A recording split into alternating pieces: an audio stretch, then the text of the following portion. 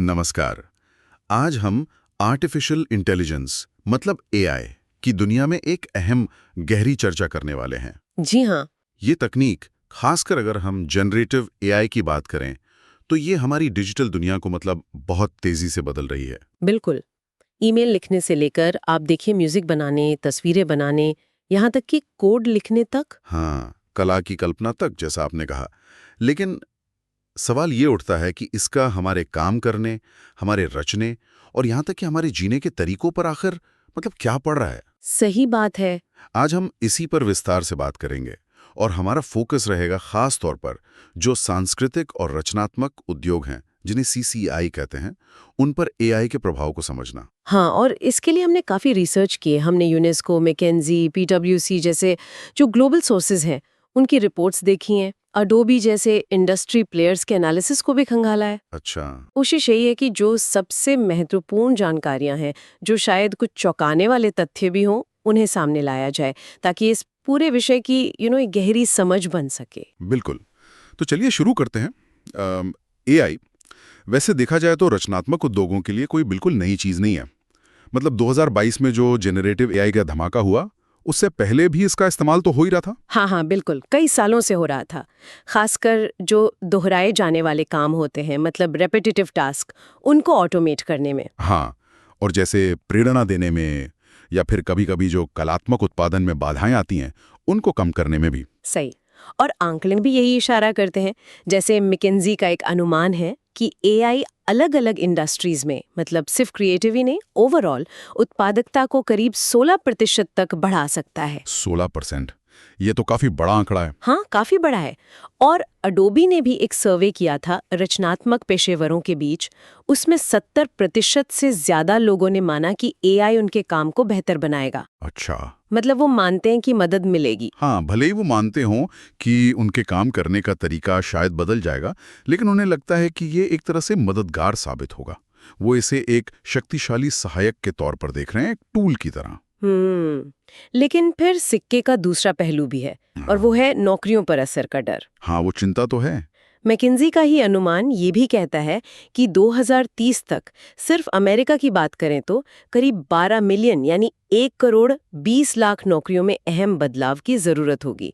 मतलब या तो वो नौकरियां बदल जाएंगी या खत्म हो जाएंगी। बहुत बड़ा नंबर है ये। हाँ, और खासकर जो ऑफिस सपोर्ट वाले काम हैं, ग्राहक सेवा है, या फिर खाद्य सेवाओं में भी।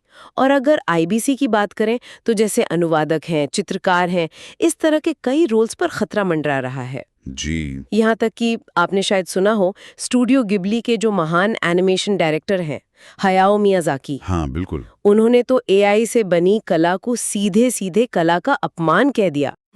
ये बहुत मजबूत बयान है, और ये दिखाता है कि क्रिएटिव कम्युनिटी में इसको लेकर कितनी चिंता है, कितनी बहस है। बिल्कुल। और ये सिर्फ नौकरियों की बात नहीं है। नहीं, बिल्कुल नहीं। नौकरियों के अलावा एक और बहुत बड़ी और मैं कहूंगी तात्कालिक चिंता है कॉपीराइट उल्लंघन की। हाँ, ये तो बहुत सुनने में आ रहा है आजकल। बहुत ज्यादा। देखिए, ये जो एआई सिस्टम्स है, खासकर जेनरेटिव एआई, इनको ट्रेन करने के लिए भारी मात्रा में डेटा चाहिए होता है, और ये डेटा अक्सर ऑनलाइन मौजूद कंटेंट से लिया जाता है। तस्वीरें, टेक्स्ट, म्यूजिक, और वो भी बिना उन क्रिएटर्स की सहमति के जिनका वो काम है। अच्छा, मतलब बिना पूछे इस्तेमाल हो रहा है। ज्यादातर मामलों में हाँ। तो ये सिस्टम किसी आर्टिस्ट की स्टाइल, किसी लेखक की शैली, किसी सिंगर की आवाज, यहाँ तक कि लोगों के चेहरे तक की नकल करना सीख जाते हैं। और ये सब मौजूदा कॉपीराइट कानूनों का सीधा सीधा उल्लंघन हो सकता है। आपने शायद आर्ट स्टेशन जैसे प्लेटफॉर्म्स का नाम सुना होगा, जहाँ डिजिटल आर्टिस्ट अपना काम दिखाते हैं। हाँ, सुना है। वहाँ कलाकारों ने बड़ा विरोध प्रदर्शन किया था ऑनलाइन इसी बात को लेकर कि एआई उनके काम को बिना इजाजत इस्तेमाल कर रहा है। ये सिर्फ एक नैतिक मुद्दा नहीं है, इस सीधे तौर पर उनकी रोजी रोटी से जुड़ा सवाल है। सही बात है।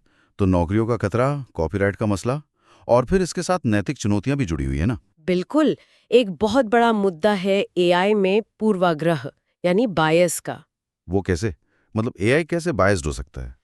देखिए, एआई सीखता है डेटा से।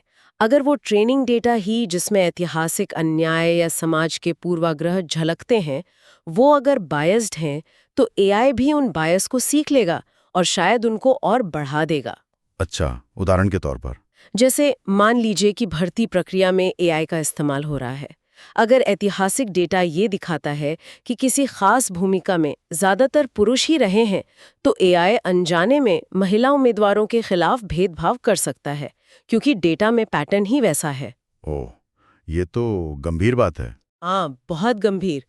और इसी से जुड़ा है डीप फेक और गलत सूचना का खतरा। ये तो और भी डरावना है। हाँ, वो पोप फ्रांसिस वाली तस्वीर याद है मुझे, वो पफी जैकेट में। हाँ, वो वायरल हुई थी, वो एआई से बनी थी। या फिर डोनाल्ड ट्रंप की गिरफ्तारी की नकली तस्वीरें आई थीं। हाँ हाँ। ये सब दिखाता है कि एआई का गलत इस्तेमाल कैसे भ्रम फैला सकता है, लोगों को गुमराह कर सकता है। और ये सिर्फ मजाक या राजनीति तक सीमित नहीं है। हाल ही में एक वैज्ञानिक शोध पत्र को वापस लेना पड़ा, क्योंकि उसमें जो तस्वीरें थी वो एआई से बनी थी और वो भरोसेमंद नहीं थी। बाप रे, मतलब विज्ञान तक में इसका असर पड़ रहा है। जी हाँ, तो ये चुनौतियां बहुत वास्तविक हैं। तो फिर सवाल उठता है कि इन सब से निपटा कैसे जाए, मतलब समाधान क्या है? क्या कुछ रास्ते सुझाए जा रहे हैं? हाँ, बिल्कुल। कई स्तरों पर काम करने की जरूरत है। पहला और शायद सबसे महत्वपूर्ण पहलू है डेटा और पारदर्शिता का। डेटा और पारदर्शिता मतलब ये कि एआई को ट्रेन करने के लिए जो डेटा इस्तेमाल हो रहा है उसके बारे में ज्यादा स्पष्टता हो। एक सुझाव ये है कि डेटा को लेबल किया जाए। जैसे अकादमिक दुनिया में हर लेख का एक डीओआई नंबर होता है, एक यूनिक पहचानकर्ता। हाँ, होता है। वैसा ही कुछ एआई ट्रेनिंग डेटा के लिए हो सकता है। इससे पता चलेगा कि कौन सा डेटा कहाँ इस्तेमाल हुआ है। दूसरा, जो रचनाकार हैं, जो कंटेंट क्रिएटर्स हैं, उनको ये अधिकार मिलना चाहिए कि वो चाहें तो अपने काम को एआई ट्रेनिंग से बाहर रख सकें, मतलब ऑप्ट आउट कर सकें। अच्छा, ये तो जरूरी लगता है। और तीसरा, अगर उनके काम का इस्तेमाल हो रहा है तो उन्हें उसका मुआवजा मिलना चाहिए। जैसे जर्मनी में जेमा नाम की संस्था है जो संगीतकारों के लिए रॉयल्टी इकट्ठा करती है जब उनका म्यूजिक कहीं बजता है। वैसा ही कोई मॉडल एआई के लिए भी सोचा जा सकता है। ये जेमा वाला मॉडल दिलचस्प है। और पारदर्शिता में एक और बात शायद ये भी है कि जो कंटेंट एआई से बना है उस पर लेबल लगाया जाए। बिल्कुल सही। ये भी बहुत जरूरी है ताकि लोगों को पता हो कि वो जो देख रहे हैं या पढ़ रहे हैं वो इंसान ने बनाया है या मशीन ने। यूरोपियन यूनियन का जो एआई एक्ट प्रस्तावित है उसमें इस तरह के लेबलिंग की बात की गई है। ठीक है, तो डेटा और पारदर्शिता पहला कदम हुआ। और क्या? दूसरा अहम कदम है शिक्षा और कौशल विकास। हाँ। मतलब अपस्किलिंग और रीस्किलिंग। हाँ, क्योंकि एआई काम करने का तरीका बदलेगा तो लोगों को नए स्किल सीखने होंगे। एग्जैक्टली। खासकर रचनात्मक पेशेवरों को ये सीखना होगा कि वो एआई को एक दुश्मन की तरह देखने के बजाय एक टूल की तरह, एक सहयोगी की तरह कैसे इस्तेमाल कर सकते हैं। और इसके लिए ट्रेनिंग प्रोग्राम्स की जरूरत होगी। क्या इसके लिए कोई कदम उठाए जा रहे हैं कहीं पर? हाँ, कुछ देश इस दिशा में सोच रहे हैं। जैसे फ्रांस एक उदाहरण है जहां वो बड़ी टेक कंपनियों पर एक तरह का टैक्स लगाकर जो पैसा आ रहा है उससे ऐसे शिक्षा अभियानों को फंड करने की बात कर रहे हैं। अच्छा, ये दिलचस्प है। और अगर भारत की बात करें तो हमारे यहाँ मिशन कर्मयोगी चल रहा है। हालांकि वो मुख्य रूप से सिविल सेवकों के लिए है, लेकिन उसका मकसद भी यही है कि सरकारी कर्मचारियों को डिजिटल युग के लिए जरूरी कौशल सिखाए जाएं। तो ये दिखाता है कि स्किलिंग पर ध्यान देना कितना जरूरी है। सही। तो पहला डेटा, दूसरा शिक्षा, तीसरा क्या? तीसरा है सहयोग, कोलैबोरेशन। किस तरह का सहयोग? मतलब रचनात्मक क्षेत्रों के भीतर आपस में सहयोग और दूसरे उद्योगों के साथ भी, खासकर टेक इंडस्ट्री के साथ। नेटवर्किंग बहुत जरूरी है ताकि बेस्ट प्रैक्टिसेस शेयर हो सकें, चुनौतियों पर मिलकर बात हो सके। क्या इसका भी कोई उदाहरण है? हाँ, यूरोपियन यूनियन की एक पहल है starts, science technology and the arts. Starts? हाँ, ये पहल कलाकारों को टेक कंपनियों में भेजती है रेजिडेंसी प्रोग्राम्स के तहत, ताकि वो मिलकर नए इनोवेशंस पर काम कर सकें। इस तरह के ब्रिज बनाने जरूरी हैं। ये अच्छा आइडिया है, कलाकार और टेक वाले साथ मिलकर काम करें। ठीक है, डेटा, शिक्षा, सहयोग। और कुछ? और चौथा और शायद सबसे जटिल है शासन और नियमन, मतलब गवर्नेंस और रेगुलेशन। हाँ, कानून और नियम। जी, यहाँ पे जो मौजूदा अंतर्राष्ट्रीय कानून और संधियां हैं उनको लागू करना महत्वपूर्ण है। जैसे यूनेस्को का 2005 का कन्वेंशन है सांस्कृतिक अभिव्यक्तियों की विविधता पर। अच्छा। और यूनेस्को ने 2021 में एआई की नैतिकता पर कुछ सिफारिशें भी जारी की हैं। ये सब एक फ्रेमवर्क देते हैं कि एआई का विकास और इस्तेमाल कैसे नैतिक और सांस्कृतिक रूप से संवेदनशील तरीके से हो। और इसमें सांस्कृतिक विविधता वाली बात क्यों अहम है? ये बहुत अहम है। एक बड़ी चिंता ये है कि ज्यादातर एआई सिस्टम, खासकर बड़े भाषा मॉडल LLMs, वो मुख्य रूप से अंग्रेजी भाषा और पश्चिमी दुनिया के डेटा पर प्रशिक्षित होते हैं। हाँ, ये तो है। इससे खतरा ये है कि वो अनजाने में अंग्रेजी और प्रभावशाली विश्व दृष्टि को ही बढ़ावा देंगे और जो स्थानीय भाषाएं हैं, स्थानीय संस्कृतियां हैं, वो पीछे छूट जाएंगी। एआई एक तरह से सांस्कृतिक एकरूपता ला सकता है। ओह, ये तो गंभीर चिंता है। तो इसका क्या समाधान है? समाधान ये है कि स्थानीय भाषाओं और स्थानीय संदर्भों के लिए डेटा सेट्स तैयार किए जाएं। स्थानीय भाषा मॉडल LLMs बनाने को प्रोत्साहन दिया जाए ताकि एआई हमारी अपनी सांस्कृतिक ज़रूरतों और विविधताओं को भी समझ सके और दर्शा सके। सही बात है। ये चारों पॉइंट्स डेटा, शिक्षा, सहयोग और शासन काफी महत्वपूर्ण लगते हैं।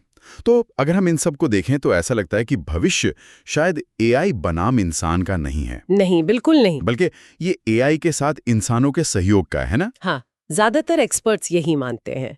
भविष्य ह्यूमन इन द लूप का है। मतलब इंसान और एआई मिलकर काम करेंगे।